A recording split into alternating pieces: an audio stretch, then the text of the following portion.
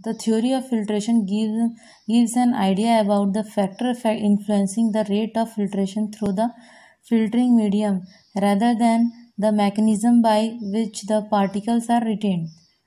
The factor affecting the rate of filtration were studied by a scientist named Henry Darcy. So he has expressed in it the form of an equation which is known as a Darcy's law.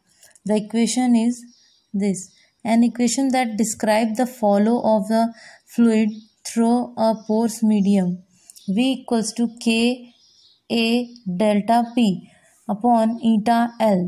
So V is volume of filtrate, K is permeability coefficient, and it's dependent on the nature of the precipitate to be filtered and the filter medium. And next is A is area of filter bed. Next is delta P, pressure difference on the liquid and below the filter medium. Then next is eta is viscosity of the fluid.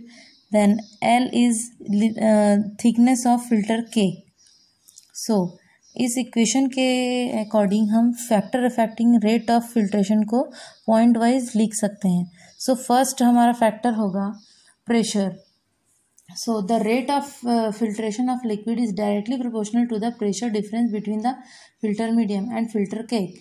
So thus the rate of filtration can be increased by applying pressure on the liquid being filtered or by decreasing the pressure beneath the filter.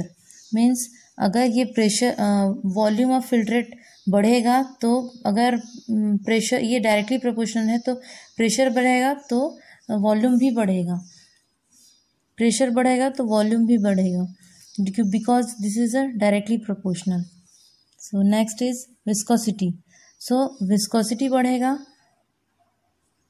Viscosity is eta. Viscosity बढ़ेगा तो volume कम हो जाएगा because this is indirectly proportional. So viscosity means resistance to flow, यानी कि गाढ़ापन.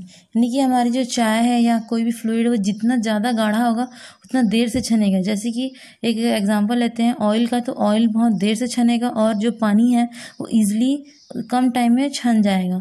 सो the rate of filtration is inversely proportional to the viscosity of the fluid undergoing filtration. Liquid which are very viscous get filtered slowly in comparison to liquid with low viscosity.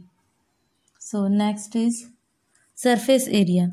So हमारी छन्नी जो है जितनी बड़ी रहेगी उतना ज़्यादा area में वो वॉल्यूम हमको मिलेगा छन के, और जितनी छोटी रहेगी उतना कम हमको अमाउंट मिलेगा. सो जो सरफेस एरिया है वो फिल्टर मीडिया के लिए बोला जा रहा है. सरफेस एरिया ए जो है वो डायरेक्टली प्रोपोर्शनल है, तो वॉल्यूम बढ़ेगा, सरफेस एरिया बढ़ेगा तो वॉल्यूम भी बढ़ेगा. So the rate of filtration is directly proportional to the surface area of filter media. So plating the filter paper or using a fluted funnel increase the effective surface area of filter paper or for filtration. Next is temperature.